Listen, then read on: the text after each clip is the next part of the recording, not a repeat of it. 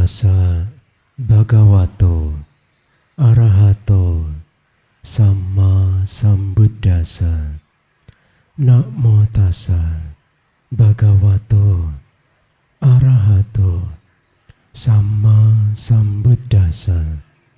Namo tassa bhagavato arahato samma sambuddhassa.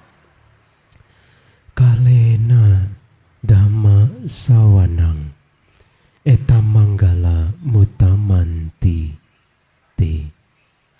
Mendengarkan dhamma pada waktu yang sesuai, itulah berkah utama.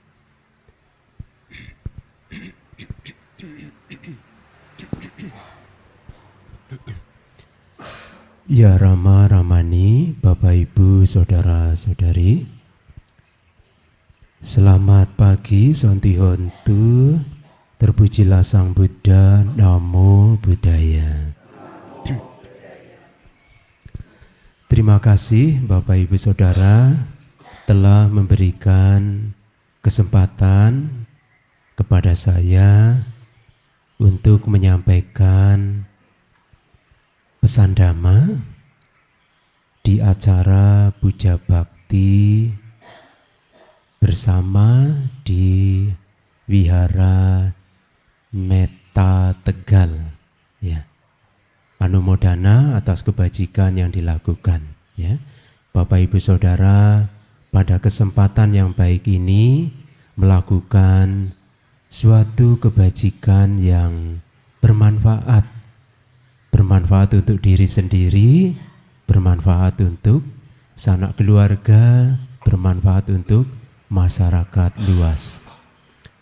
Bermanfaat untuk diri sendiri, bagaimana penjelasannya? Nah, Bapak Ibu Saudara, suatu perbuatan baik membawa manfaat bagi diri sendiri jika perbuatan baik itu yang pertama dilakukan atas dasar kesadaran sendiri. Nah, untuk kesadaran sendiri ini kadang-kadang susah, ya. Untuk sadar itu kadang tidak mudah, Bapak Ibu.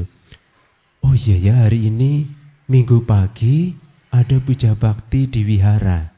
Nah, kalau orang sadar seperti itu, ada kemungkinan datang ke wihara melakukan puja bakti bersama. Tetapi kalau tidak sadar seperti itu, tidak ingat bahwa hari ini hari Minggu, ada puja bakti bersama di wihara. Nah, kalau tidak ingat seperti itu, ada kemungkinan tidak datang ke wihara, ya. Tetapi ada faktor lain ternyata, ya. Meskipun sendiri tidak ingat, ada sanak saudara yang mengingatkan, ya. Nah, ini penting, ya Bapak Ibu. Ada sanak saudara yang mengingatkan. Siapa di antara Bapak Ibu yang datang ke wihara itu tiap kali ke wihara diingatkan oleh sanak saudaranya? Ya, mudah-mudahan besok, lusa dan seterusnya tidak, ya. Atas kesadaran sendiri itu jauh lebih baik, ya. Walaupun yang atas dasar ajakan sanak saudara atau mungkin tetangga atau teman lewat pesan di media sosial misalnya, itu bagus, masih ada baiknya begitu, ya. Diajak oleh sanak saudara, tetangga atau teman, masih ada bagusnya. Tetapi alangkah lebih bagus lagi jika itu atas dasar kesadaran sendiri, ya. Nanti ada penjelasannya tersendiri, ya. Bapak Ibu Saudara, kelihatannya ini sederhana, ya. Tetapi di dalam Dhamma itu menjadi pembahasan tersendiri, ya. Kemudian Bapak Ibu Saudara, bermanfaat untuk diri sendiri, ya. Nah, ini bagaimana? Jadi begini Bapak Ibu Saudara, perbuatan baik yang dilakukan itu, apakah itu puja bakti bersama, atau latihan meditasi bersama, atau mengadakan function, ya, membebaskan makhluk lain yang dilanda penderitaan, ya. Kemudian kita lepaskan ke habitatnya yang aman, ya, bebas dari gangguan, ancaman, mara bahaya, ya, sehingga mereka bisa hidup damai, tentram, dan bahagia. Nah, Fangsen bisa dilakukan bersama. Kemudian ada perbuatan baik lainnya, misalnya Bapak Ibu mengadakan bakti sosial, misalnya donor darah, ya. Misalnya pengurus wihara, dari ketua, wakil, bendahara, sekretaris, ya. Sekretaris, kemudian seksi-seksi, ya. Syukur-syukur semua umat wihara sepakat, oh ya, minggu depan tanggal sekian kita mengadakan bakti sosial, misalnya donor darah. Oke, kami sepakat. Nah, langsung diputuskan, ya. Jamnya misalnya siang bisa jam 1, atau mungkin kalau siang mungkin nanti jadi kesorean selesainya, nah pagi bisa jam 9 misalnya, ya. Atas kesepakatan bersama. Donor darah, ya. Dulu saya pernah melihat, ya sekaligus mengikuti, ya, donor darah di salah satu wihara di Temanggung, ya, di Jumo, Kecamatan Jumo, ya. Jadi pengurus wihara yang mengadakan satu kegiatan bakti sosial berupa donor darah, ya. Ini bagus untuk dilakukan, ya. Meskipun kelihatannya ini kan darah, Bante, ya, tidak main-main, ya. Saya kalau kurang darah menjadi lemes dan pusing kepala, ya, pusing dompet juga, gitu, ya. Macam-macam alasannya. Tetapi di dalam Dhamma kita diingatkan, ya, darah yang kita donorkan, yang kita danakan kepada siapa saja yang membutuhkan darah kita, karena kita tidak tahu persis, ya, darah yang sudah dikantongi itu oleh para dokter itu disalurkan, didanakan kepada pasien siapa, begitu, ya. Kita tidak tahu persis. Terserahlah, ya, siapa yang menggunakan darah kita. Tetapi pastilah para dokter sudah mengecek, ya, kesehatan darah kita, kemudian bagaimana supaya bisa tersalurkan dengan baik sampai tepat sasaran, begitu, ya. Kemudian darah itu menjadi bermanfaat bagi orang-orang yang membutuhkan, ya. Orang melahirkan kadang butuh darah, Bapak Ibu, ya. Kadang pendarahan terlalu banyak, nah transfusi darah, ya. Kemudian orang kecelakaan, ya, kalau kecelakaannya berat, pendarahan sampai banyak, nah butuh darah pengganti, ya. Nah, kemudian dan banyak lainnya, ya. Darah kita, ya, kita tidak usah khawatir, ya, darah kita pasti berguna, ya, untuk kesehatan, untuk kesejahteraan orang lain, ya. Nah, saya sangat menganjurkan, ya, Bapak Ibu, ya, untuk, ya, minimal 1 tahun sekali lah, ya. 1 tahun itu kan 365 hari. Kepotong 1 hari saja, ya, untuk kegiatan sosial donor darah, itu bagus sekali. Kalau kita melihat dari sisi kesehatan, itu bagus untuk kesehatan jasmani. Jadi ada perputaran darah, ya, yang tadinya mungkin kita bagi yang mohon maaf yang terlalu berat badannya terlalu berlebih atau lemaknya terlalu tebal misalnya, ya, bolehlah, ya, dikurangi sedikit, ya, untuk kegiatan sosial, ya. Kemudian tapi ingat, ya, Bapak Ibu, donor darah bisa dilakukan dengan beberapa catatan penting. Misalnya malamnya, ya, tadi malam misalnya hari ini donor, tadi malam itu minimal, ya, minimal berarti sekurang-kurangnya, ya, tidur 6 jam. Kurang dari 6 jam, dokter tidak mau ambil darah, ya. Itu berbahaya untuk kesehatan kita. Kemudian dicek kekentalan darah, keenceran darah, ya, HB, ya, hemoglobin, ya. Nah, darah kita memenuhi standar atau tidak. Kalau terlalu encer, dokter tidak mau ambil ya, karena dikhawatirkan setelah diambil darahnya tidak mau berhenti ya, karena terlalu encer sehingga dia mengucur terus ya, bahaya. Terlalu kental juga tidak bagus, sudah dicocok pakai jarum kok enggak keluar-keluar ya, ini ditunggu sampai siang enggak keluar-keluar ya.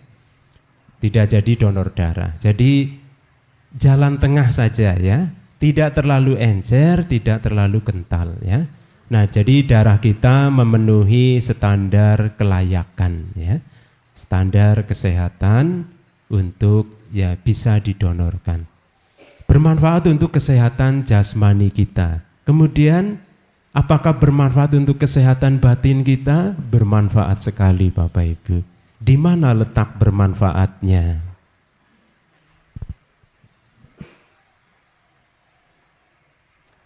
Ya, di dalam Dhamma kita diajarkan berdana ya, memberi, membantu, menolong siapa saja yang membutuhkan bantuan, butuh pertolongan. Nah, disitulah kita berperan aktif ya. Di situ kita tidak istilahnya pasif ya, diam ya, tidak melakukan sesuatu yang bermanfaat. Tetapi di situ kita aktif ya, melakukan sesuatu ya, yaitu donor darah ya. Berlatih melepas ya darah kita, apakah kita rela, apakah kita ikhlas kalau darah kita dikurangi. Dulu saya waktu di Jumo itu, kalau tidak salah ingat itu 230 cc ya, 250 cc ya. Itu pun juga melihat berat badan orang itu ya. Kalau terlalu berat, sepertinya di atas 60 kilo, boleh darahnya diambil lebih dari 250 cc ya. 300. Oh iya, baik. Di atas 60 kilo ya berat badannya. Yang saya alami kurang dari 300 Pak. Iya, mungkin saya dipandang terlalu kurus ya, jadi kasihan nanti pantainya enggak bisa keliling ya. Seingat saya kurang dari 300 ya. Mungkin ingatan saya keliru ya. Baik. Bermanfaat untuk kesehatan batin atau mental kita ya. Batin kita menjadi terlatih ya untuk memberi, terlatih untuk mengurangi sebagian ya apa yang kita miliki ya. Apa yang kita klaim sebagai milik kita, ikhlaskah kita berikan kepada orang lain ya, untuk kesejahteraan orang lain, untuk kebahagiaan orang lain. Apakah kita ikhlas? Nah, disitulah praktek Dhamma kita ya. Kalau orang itu sudah biasa memberi, maka ketika diajak donor darah, oke, ya, tidak pikir panjang ya. Tapi kalau tidak biasa donor darah, nah ini akan khawatir ya, ketakutan ya. Aduh, jangan-jangan nanti saya menjadi lemes ya, tidak bisa beraktivitas ya, nanti menjadi kurang darah ya, tahu-tahu pingsan, nah ini repot ya. Nah, jadi banyak kekhawatiran, tetapi tidak usah khawatir Bapak Ibu ya, karena sebelum diambil darah itu ya dicek kesehatannya terlebih dahulu, layak atau tidak ya. Kemudian selain kita melatih kerelaan, melatih keikhlasan, berdana, menyisihkan sebagian apa yang kita miliki untuk kepentingan orang lain, di situ kita juga melatih mengurangi keserakahan ya, loba keserakahan ya. Jadi kalau orang serakah itu kan sifatnya itu, ini milik saya, jangan diganggu gugat gitu ya, jangan dikurangi, jangan diambil, jangan diusik gitu ya. Serakahnya kuat sekali ya.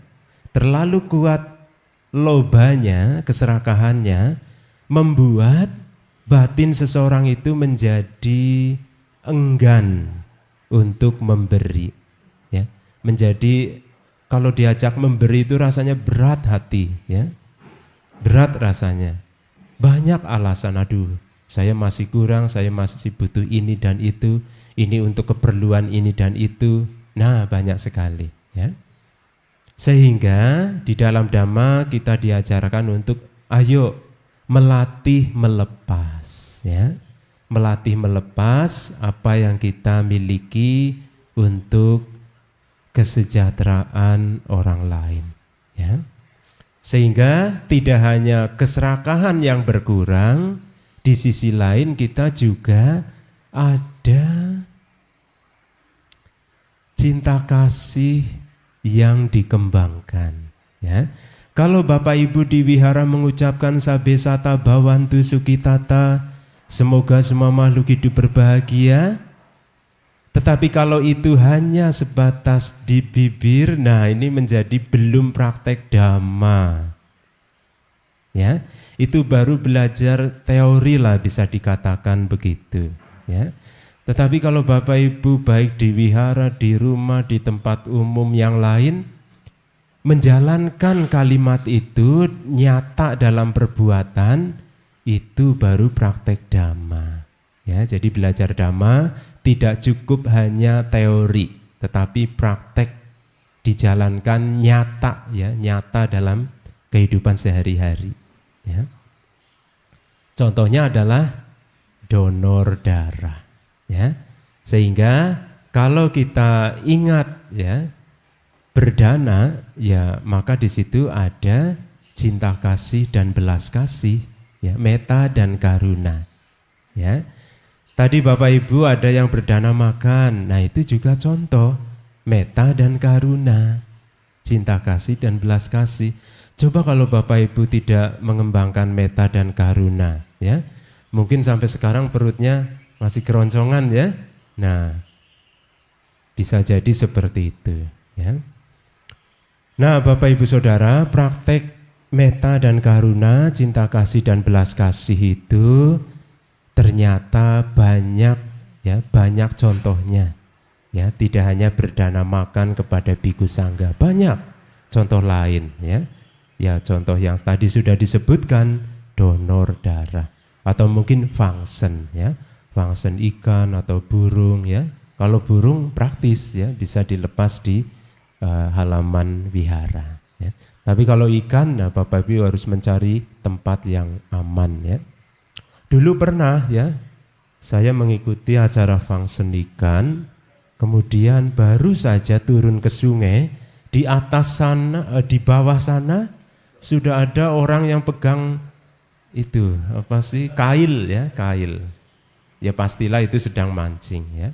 Kemudian ada juga yang sedang melempar jaring, ya, jala. Nah itu kan sama kan, sedang mencari ikan. Nah, baru saja fangsen, di bawah sana sudah dihadang, ya, pancing dan jala. Nah itulah salah satu resiko, ya, resiko berbuat baik, ya. Jadi berbuat baik itu ternyata ada halangannya, begitu, ya, ada rintangannya. Oleh karena itu, Bapak Ibu Saudara, sering orang mengatakan ketika diajak, ayo menambah kebajikan, nanti dulu, gitu, ya, ada alasan, ya. Ntar dulu, gitu, ya, nanti dulu, ini belum selesai, gitu, ya. Aduh, saya tidak biasa pergi ke sana, kamu saja, gitu, ya, misalnya. Banyak alasan. Karena tidak berani melawan diri sendiri, ya. Jadi Bapak Ibu Saudara, halangan yang menghadang di depan kita perlu kita atasi, harus kita atasi. Supaya apa? Supaya kita bisa melewati halangan itu. Kalau kita tidak mau mengatasi, ya halangan itu masih tetap menghadang, ya.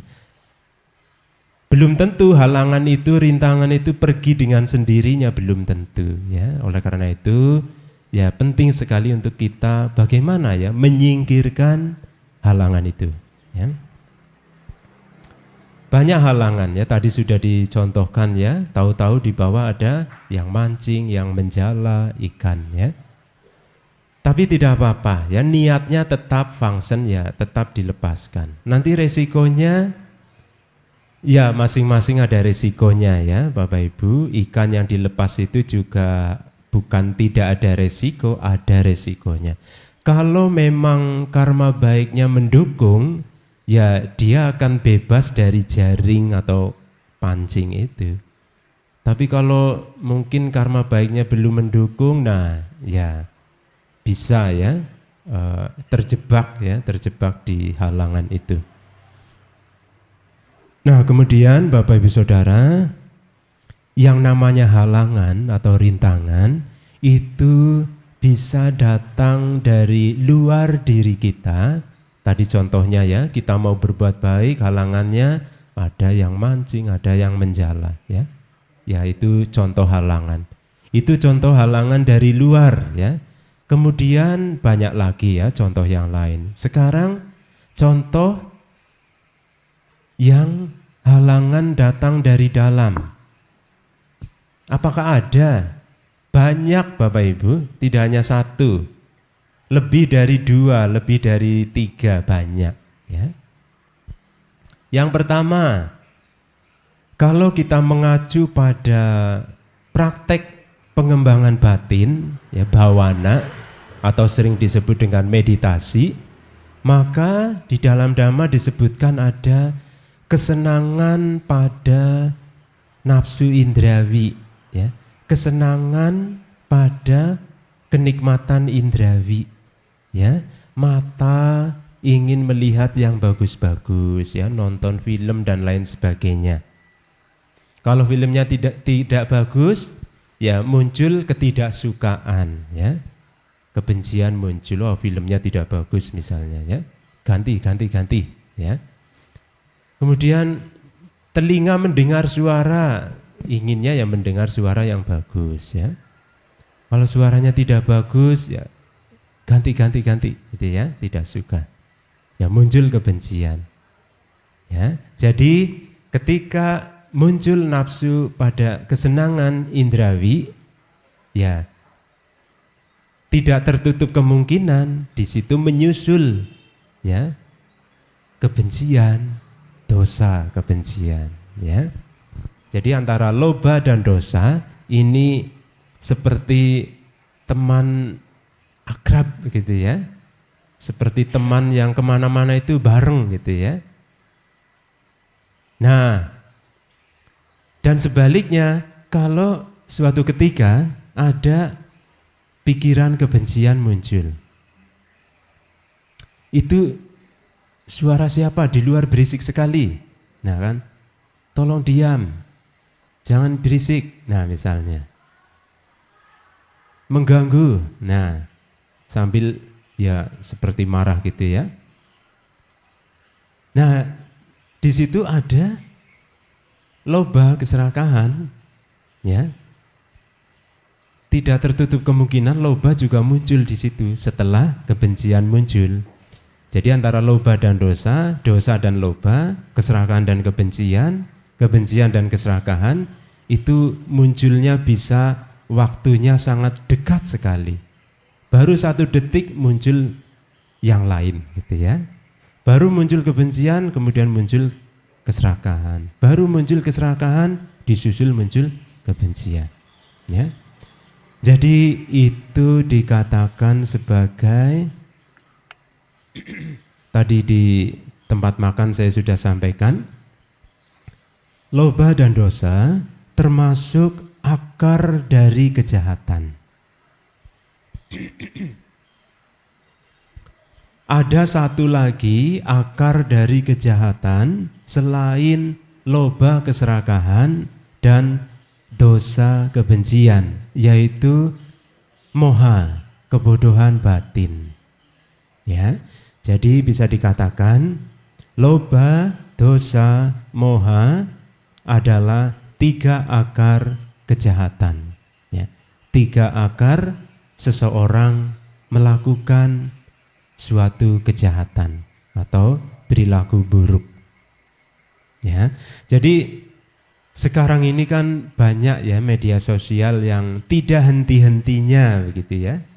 tidak henti-hentinya mengupload gitu ya, menyediakan ya berita-berita, informasi yang ya tinggal di scroll aja ya.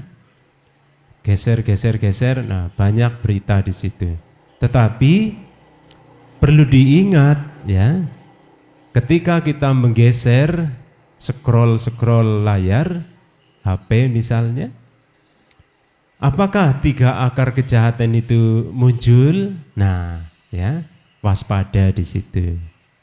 Nah, seringnya tidak waspada. Ya. Kalau tidak waspada, tidak hati-hati, ya scrollnya itu kalau dihitung 1 jam itu bisa beratus-ratus scroll itu. Ya. Dalam 1 menit bisa berapa kali scroll itu. Ya. Karena ingin lagi, oh berita yang itu, coba lihat lagi. Film yang itu, coba lihat lagi. Kemarin nonton yang itu, sekarang ingin nonton lagi, ya. Jadi loba bermain di situ, ya. Kemudian kebencian juga mengiringi di situ. Ah, filmnya kurang bagus, geser, ganti, ya. Jadi halus ya Bapak Ibu Saudara, loba, keserakahan, dosa, kebencian itu halus. Ya, meskipun secara penglihatan mata wujud tindakan dari kebencian itu lebih kasar dari loba, keserakahan. Ya. Bisa dikatakan loba lebih halus dari kebencian. Ya. Itu kalau sudah diterapkan dalam tindakan. Ya, contoh, orang kalau lagi marah-marah itu ucapannya kan seperti tidak terkendali ya. Apa yang ingin diucapkan ucapan. Ya, tidak pikir-pikir panjang, langsung diucapkan. Kata-kata itu menyinggung perasaan atau tidak, menyakiti orang lain atau tidak peduli ya, diucapkan saja. Jadi kewaspadaannya sangat kurang di situ. Mengapa? Ya karena batinnya sedang diliputi atau dikuasai oleh amarah itu, kebencian itu. Ya. Jadi ucapan yang disampaikan ya sering ya kasar ya, melukai gitu ya, menyakiti ya. Nah, orang yang menjadi pelampiasan amarah itu juga harus waspada. Jadi kedua belah pihak sebetulnya sama-sama waspada. Jangan sampai ini saya sedang dimarah-marahi ini. Jangan sampai saya juga ikut marah-marah, kan seperti itu. Waspada. Tapi kalau tidak waspada ya ikut marah. Langsung apa yang dikatakan orang ya langsung dikembalikan begitu ya. Orang mengatakan A ya dia membalas dengan A. Bahkan mungkin malah celaannya, hinaannya malah lebih kasar lagi. Nah itu kan ya. Nah jadi Bapak Ibu Saudara, antara orang yang marah dan orang yang dimarahi sama-sama sebetulnya harus waspada ya. Supaya apa? Nah sekarang kita melihat lebih dalam ya. Meskipun ini bukan SPD ya, tapi tidak masalah ya. Tapi nanti Bapak Ibu ada ya? Ada SPD? Ada ya? Baik. Mengapa orang yang marah-marah dan orang yang dimarahi sama-sama waspada, hati-hati? Adalah supaya kotoran batin tidak bertambah. Ya, ini jawaban secara Buddhis ya. Supaya kotoran batin berupa kebencian maupun keserakahan tidak muncul. Kalau munculnya sering, maka semakin banyak kotoran batinnya. Tetapi kalau begitu muncul langsung waspada, nah ada kemungkinan kotoran batinnya muncul tetapi tidak banyak ya. Karena sudah dihadang dengan sikap mental waspada. Ya. Oleh karena itu Bapak Ibu Saudara, kewaspadaan atau dalam Buddhis itu dengan istilah apamada, ya. Di Pustaka Suci Dhammapada ada ya, nanti Bapak Ibu bisa cek kembali. Apamada, kewaspadaan. Nah, Sang Buddha mengatakan orang yang tidak waspada itu seperti orang yang sudah mati, padahal masih hidup, ya, seperti orang yang sudah meninggal. Nah, ini kan apa ya, bisa dikatakan keterlaluan begitu ya. Lalu masih hidup kok dikatakan masih seperti sudah mati. Maksudnya sikap orang itu keterlaluan gitu ya. Orang masih hidup kok malah tidak waspada. Karena tidak waspada maka kecelakaan bisa terjadi. Salah satu contohnya adalah bertambahnya kotoran batin. Ya. Jadi Bapak Ibu Saudara, latihan kewaspadaan itu bisa kita lakukan saat bawana itu, ya, praktek bawana, pengembangan batin, ya, meditasi. Di situ Bapak Ibu bisa melihat dengan tenang, karena ketika menggunakan postur duduk, ya, itu kan posisinya tenang, tidak bergerak sama sekali. Yang bergerak adalah pikirannya, ya. Jasmani tubuh tidak bergerak, diam total, tetapi pikiran itu terus bergerak, ya. Batin itu terus bergerak, ya. Mengingat hal-hal yang sudah lewat, sudah berlalu, ya, seminggu yang lalu masih teringat, ya. Bahkan kemarin, ya, pergi kemana, kemarin masa apa, kemarin pergi dengan siapa, masih ingat, ya. Jadi ingatan masa lalu masih muncul di dalam batin, ya. Kemudian pikiran juga bergerak ke masa depan, ya, artinya memikirkan hal-hal yang belum terjadi, ya. Besok saya kemana ya, besok pergi kerja jam berapa gitu ya, besok berangkat kerja pakai baju yang mana gitu ya. Jadi memikirkan hal-hal yang belum terjadi. Pikiran bergerak ke masa lalu, ke masa depan, ke masa sekarang. Balik lagi ke masa depan, ke masa lalu, masa sekarang. Ya itulah pikiran, ya, berkelana mengembara ke sana kemari, ya. Dan itu cepat sekali prosesnya. Dalam 1 detik waktu itu sudah mengembara sekian banyak gitu ya. Apalagi 1 menit, 1 jam dan seterusnya. Nah, Bapak Ibu bisa perhatikan ketika duduk tenang, apakah pikiran saya itu seperti itu begitu ya. Mengembara ke masa lalu, ke masa depan, masa sekarang.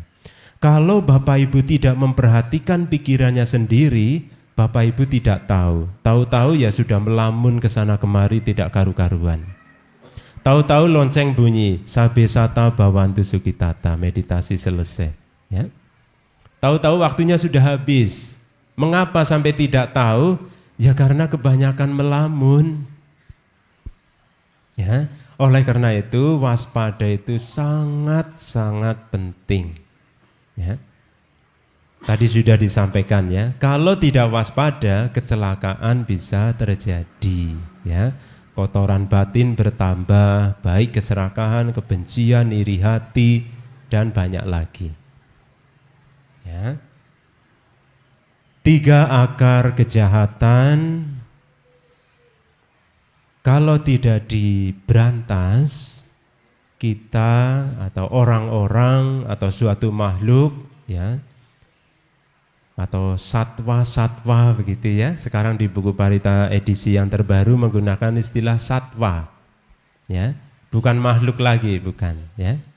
Bapak Ibu ada yang sudah membaca satwa. Jadi kalau kalimat sabe sata bawantu sukitata, semoga semua makhluk. Lah dulu kan seperti itu, semoga semua makhluk. Sekarang diganti makhluknya menjadi satwa. Semoga semua satwa hidup berbahagia. Sadhu. Jadi satwa menggantikan kata makhluk, ya. Nah, Bapak Ibu Saudara, kalau ingin benar-benar gamblang penjelasannya itu menghubungi penulisnya ya. Penulisnya ya Bante Damadhiro Mahathera ya. Beliau ada penjelasan tersendiri mengapa menggunakan istilah sattva. Nah, saya ingin membahas sedikit ya supaya ada gambaran ya Bapak Ibu Saudara.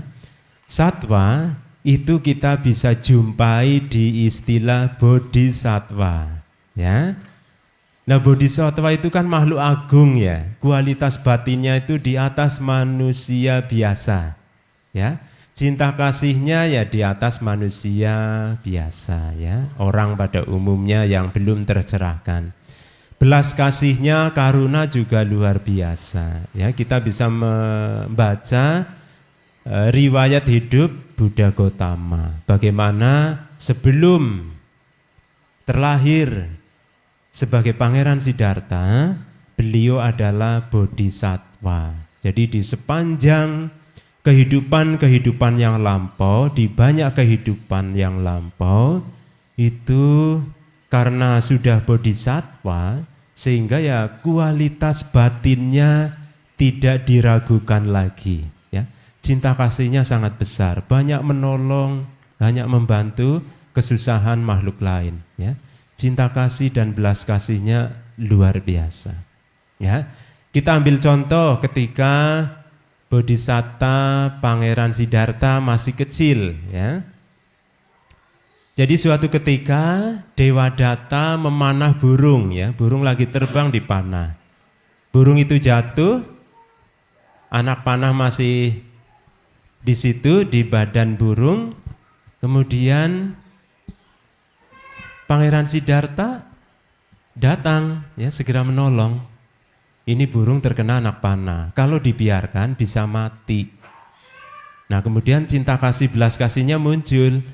Alangkah baiknya kalau saya segera menolong ya. Jadi ya mengambil ramuan, daun-daunan misalnya ya untuk diobati luka yang ya karena terkena anak panah itu. Kemudian tidak hanya berhenti di situ.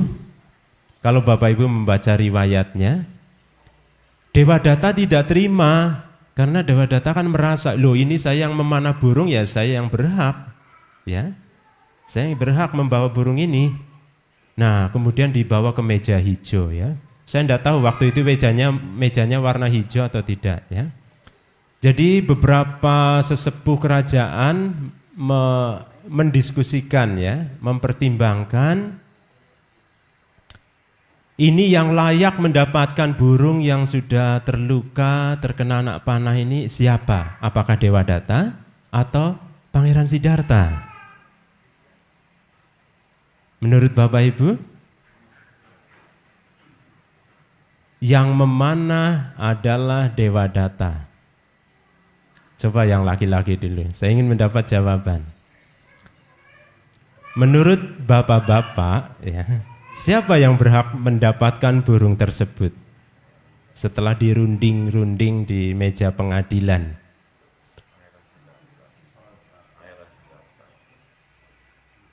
Pangeran Siddhartha. Ada yang jawaban lain? Yang duduk jauh di sana? Suara saya sampai ke sana tidak ya?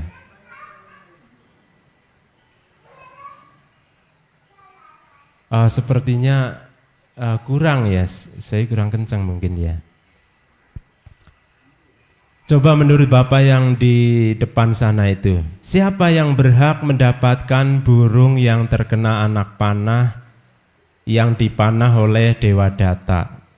Apakah Dewadatta atau Pangeran Siddhartha?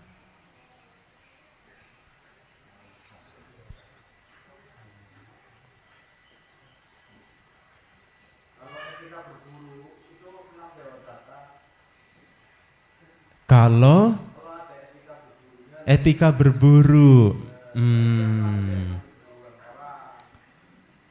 baik ya, terima kasih atas jawabannya ya Pak ya. Baik, oke sekarang kita ke yang perempuan ya. Menurut ibu-ibu saudari siapa?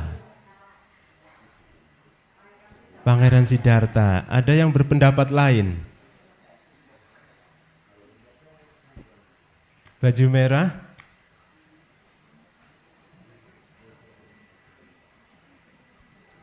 Oke ya, mewakili ya Bu ya, yang lain sama ya. Baik, operator. Pangeran Siddhartha. Ternyata banyak yang tidak sependapat dengan Bapak ini ya. Oke lah, kalau memang secara etika berburu ya monggo silahkan ya. Kita menghormati aturan ya, aturan main ya. Tetapi Bapak Ibu Saudara, di meja perundingan itu, di istana kerajaan, ternyata diputuskan yang berhak mendapatkan burung yang sudah terluka itu adalah Pangeran Siddhartha. Ya, ya silakan tepuk tangan. Begini ya, penjelasannya begini, jangan berhenti sampai di situ. Kita akan mendalami dhamma ya. Jangan berhenti sampai di situ. Ada penjelasan lebih lanjut. Mengapa? Pasti ada alasannya. Pangeran Siddhartha berhak mendapatkan burung tersebut. Jawabannya adalah singkat saja Bapak Ibu, yaitu karena Pangeran Siddhartha menyelamatkan kehidupan. Singkat jawabannya ya, menyelamatkan kehidupan. Ibu-ibu yang jauh di sana mendengar suara saya? Mudah-mudahan mendengar ya. Nanti Bapak Ibu yang di sini bisa transfer penjelasannya. Karena Pangeran Siddhartha menyelamatkan kehidupan, ya dalam hal ini burung yang terkena anak panah itu. Jadi Bapak Ibu Saudara, menyelamatkan kehidupan sangat berarti, ya, sangat berguna sekali, sangat bernilai sekali begitu ya. Nilainya itu tinggi sekali. Oleh karena itulah Guru Agung Buddha mengajarkan kita untuk tidak membunuh makhluk hidup. Ya, karena kehidupan sangat berharga. Ya. Karena kehidupan sangat berharga, maka ketika masih hidup sudah sepatutnya, ya, sudah selayaknya mengisi waktu yang ada dengan banyak berbuat baik, bukan malah berbuat tidak baik. Ya, seperti itu. Resikonya sangat besar Bapak Ibu kalau orang itu banyak melakukan keburukan. Ya, kejahatan dilakukan itu resikonya sangat besar. Ya. Resikonya menimpa diri sendiri sebagai pelaku kejahatan dan juga resiko itu akan berdampak pada orang-orang yang ada di sekitar kita. Ya, baik secara langsung seperti ini maupun ya dalam pengertian orang-orang yang di sekitar itu, misalnya ya sanak saudara begitu ya. Dalam arti ya sanak saudara kita ya. Tetangga-tetangga kita, teman-teman kita akan terkena dampaknya juga. Jadi jangan dikira kita berbuat jahat itu hanya kita sendiri yang mendapat akibat buruknya. Jangan ya. Orang lain yang tidak melakukan juga bisa terkena dampaknya. Ini tercermin di dalam berkah yang pertama. Asewana cak balanang. Tidak bergaul dengan orang-orang dungu. Jadi artinya kalau seseorang itu sering bergaul dengan orang dungu, orang itu akan bisa terpengaruh, ketularan lah ya, ketularan menjadi dungu. Dan sebaliknya berkah yang kedua, pandita nanca sewana, ya ini ada di Manggala Sutta. Bergaul dengan para bijaksanawan, ini juga kita bisa terpengaruh kalau kita mau membuka hati, membuka diri, ya. Jangan pergi kemana-mana gelasnya ditutup selalu, ya, jangan. Jadi tidak ada masukan yang penting-penting, ya. Selalu menutup gelas. Jadi kalau ada hal-hal penting kita tidak mau menyerap, gitu ya, tidak mau menerima. Ya istilah lainnya ya, tidak mau belajar, ya, begitu. Bergaul dengan para bijaksanawan, itulah berkah utama, ya. Kemudian berkah yang ketiga, puja ca pujanianang, menghormat kepada mereka yang patut dihormati, ya, itulah berkah utama, eta manggala mutamang. Nah, tercermin di dalam Manggala Sutta berkah yang pertama dan kedua, ya. Jadi kalau kita tidak berbuat jahat tetapi sebaliknya berbuat baik, ini juga bisa mempengaruhi orang-orang di sekitar kita, ya. Orang-orang di sekitar kita ya artinya cakupannya luas, ya, tidak hanya seperti ini saja, yang duduk di sebelah kanan kiri, di depan belakang, ya, tetapi juga ya sanak saudara kita, teman-teman kita, sahabat, ya. Nah, kemudian orang-orang yang ada di sekitar kita bisa terpengaruh karena perbuatan baik kita. Nah, kalau kita balik, ketika kita melakukan kejahatan, orang-orang di sekitar kita juga bisa terpengaruh, ya, sama-sama, ya. Nah, disitulah sebetulnya kita penting sekali memunculkan kewaspadaan, ya, kehati-hatian.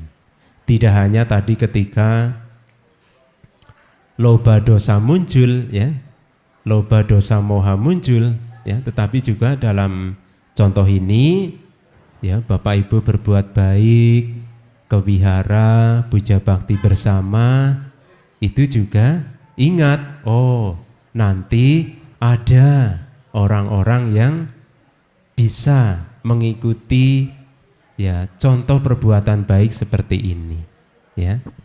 Jadi jangan dikira gitu, ya, tidak berdampak, ya. Baik secara langsung maupun tidak langsung berdampak, ya. Nah, disitulah Bapak Ibu Saudara, kita ya di dalam Dhamma diingatkan sekali lagi, ya. 3 akar kejahatan bisa, ya silakan, ya. Ini sudah bergabung sejak lama sebenarnya, ya. Cuma ya mungkin baru sampai gitu, ya. Kalau bergabung di wihara mah sudah lama gitu, ya. Tapi baru sampai gitu, ya. Beda pengertiannya, ya. Baik Bapak Ibu Saudara, ini juga bisa berpengaruh loh, ya. Hati-hati, ya. Kalau semuanya seperti itu coba bayangkan, ya. Nah, jadi bisa mempengaruhi orang lain. Nah, disitulah Bapak Ibu Saudara, kita ya penting sekali, ya, memunculkan sikap mental waspada, ya. Apa mada? Ini ada di cetasika Bapak Ibu, ya. Cetasika itu bentuk-bentuk mental, ya, bentuk-bentuk batin. Ada di Abhidhamma Tasanggaha, ya. Ini dibahas di sana. Nah, tadi saya ingin membahas yang mengapa Pangeran Siddhartha membebaskan makhluk dari penderitaan, ya, setelah diputuskan Pangeran Siddhartha berhak mendapatkan burung yang terkena anak panah itu, bukan pemanahnya yang mendapat hak gitu, ya, Pak. Tadi secara etika perburuan gitu, ya, katanya Dewadatta yang berhak, ya. Ya oke lah, silahkan kalau peraturannya begitu. Tetapi ada resiko besar kalau Dewadatta mendapatkan burung itu, bukan Pangeran Siddhartha, tidak tertutup kemungkinan burung itu bisa dianiaya, dijahati, ya, bisa dibawa pulang, digoreng atau dan sebagainya, ya, dijahati. Tapi kalau Pangeran Siddhartha yang berhak, tidaklah terjadi ya hal-hal yang tidak diinginkan. Dan ternyata setelah berhak mendapatkan burung tersebut, Pangeran Siddhartha memfungsen, ya, melepaskan burung itu. Ya, sehingga burung itu bisa ya kembali ke habitatnya, hidup dengan tentram damai, ya. Nah, disitulah salah satu contoh cinta kasih metta dan belas kasih karuna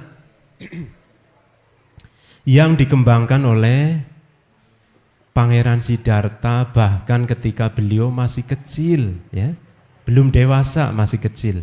Itu pun sudah menunjukkan kualitas batin yang sangat baik, ya, sehingga ya saya kira tidak berlebihan ya kalau dikatakan kualitas mental atau kualitas batin seorang bodhisattva itu di atas rata-rata manusia biasa, ya. Cinta kasihnya sangat besar, belas kasihnya juga sangat besar. UPK dan mudita dan UPK bagaimana? Itu juga sama, besar, ya. Contohnya apa? Ketika Pangeran Siddhartha meditasi di bawah pohon jambu, ya. Ini yang hafal riwayat hidup Buddha Gautama masih ingat, ya. Ketika Pangeran Siddhartha dikatakan masih berusia 7 tahun, ini masih anak-anak ya, 7 tahun, duduk di bawah pohon jambu ketika ayahnya Raja Suddhodana sedang mengadakan perayaan membajak sawah, ya. Pangeran Siddhartha mencapai tataran keteguhan batin jana pertama, ya. Jadi batinnya itu teguh, tenang, damai, bahagia, ya, ditandai dengan bayangan pohon jambu, ya, karena di bawah pohon jambu tidak bergeser dari tempatnya meskipun matahari sudah beranjak, ya, sudah sore bayangannya ya bergeser, ya, tetapi bayangan pohon jambu tidak bergeser, tetap memayungi Pangeran Siddhartha. Nah, itu salah satu bisa dikatakan ya dampak begitu ya, dampak dari keagungan, kemuliaan, ya, kualitas batin seorang bodhisatta, ya, seperti itu. Nah, sehingga nanti kalau kita membaca riwayatnya lebih jauh lagi, ketika Pangeran Siddhartha menjelang, ya, menjelang berarti akan sampai gitu ya, akan sampai pada pencerahan sempurna, itu teringat, oh iya dulu saya pernah mencapai jana pertama.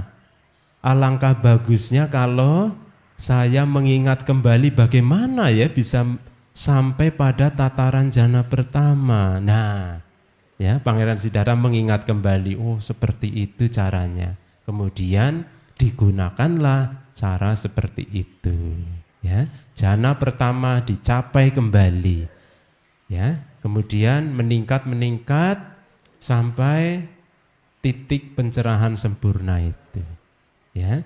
Jadi Bapak Ibu Saudara, kalau di antara Bapak Ibu Saudara misalnya ada yang sudah mencapai titik ini, jana pertama, tolong ya, saya sangat menyarankan kembangkan lagi, latih terus, ya.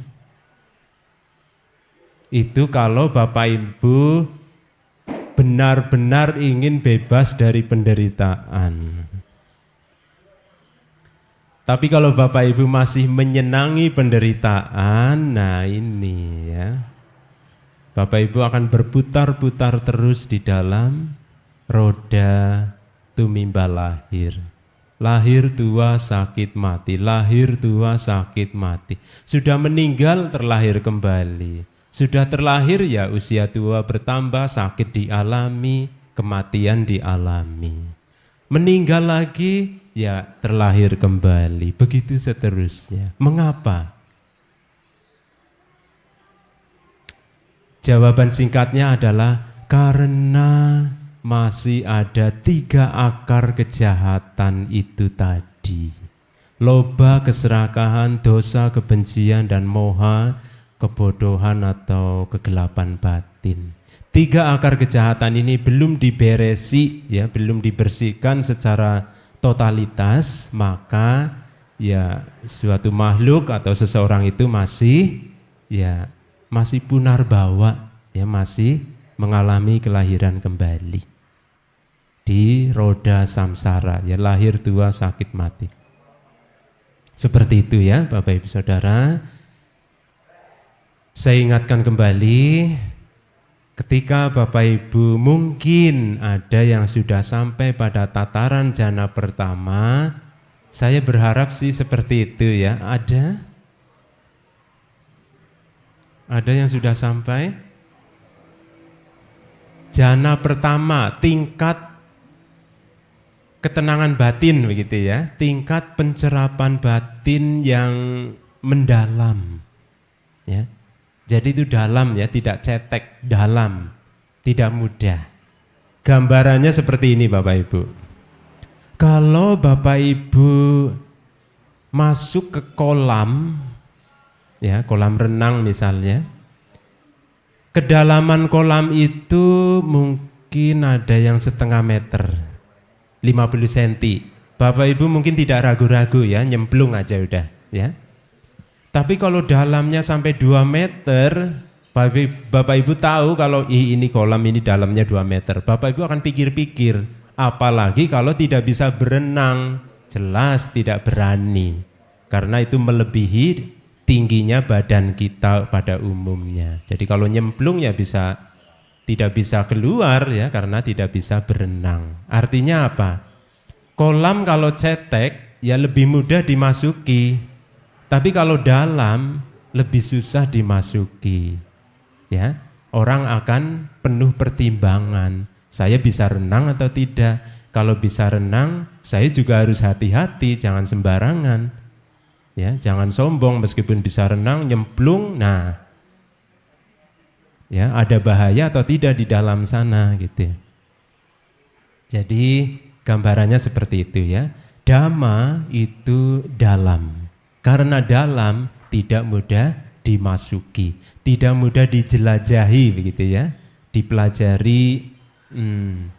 Ada bagian-bagian yang tidak mudah dipelajari, ya, butuh penjelasan yang berkali-kali, ya, panjang lebar. Baik, ya, terima kasih atas perhatiannya. Semoga Bapak Ibu Saudara semua sehat, bahagia. Ya, semoga semua makhluk berbahagia.